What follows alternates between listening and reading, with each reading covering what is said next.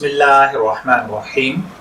अस्सलामुअलैकुम dear viewers, आपके favourite informative channel metal life से आपकी खिदमत में हाजिर हैं।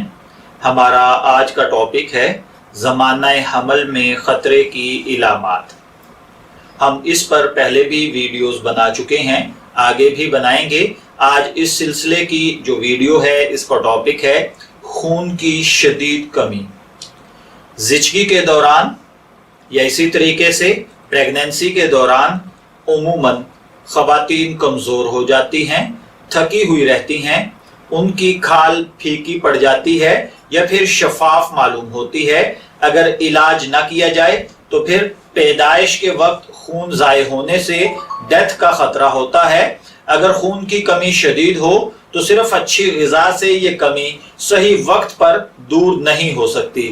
डॉक्टर के मशवरे से फौलादी नमकियात की गोलियां हासिल करना ज़रूरी है। मुमकिन हो तो पैदाइश हस्पताल में होनी चाहिए ताकि खून की ज़रूरत हो तो इसे मुकम्मल किया जा सके।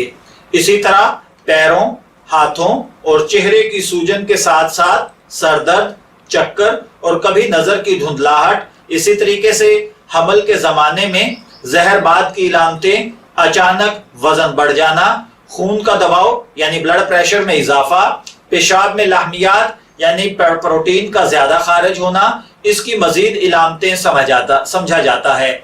इसलिए मुमकिन हो तो ऐसे डॉक्टर से रुजू करें जो इन चीजों की पैमाइश कर सकता हो।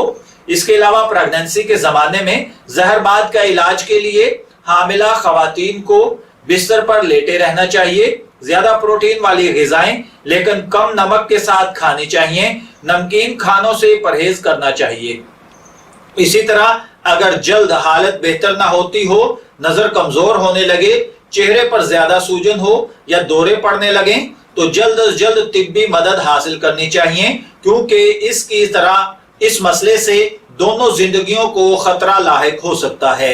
मैं दुआ गो हूँ कि अल्लाह ताला खवातीन को सेहतमंद जिंदगी नसीब फरमाए। इजाजत चाहेंगे, फिर मिलेंगे किसी नए टॉपिक के साथ। तब तक के लिए अल्लाह हाफिज।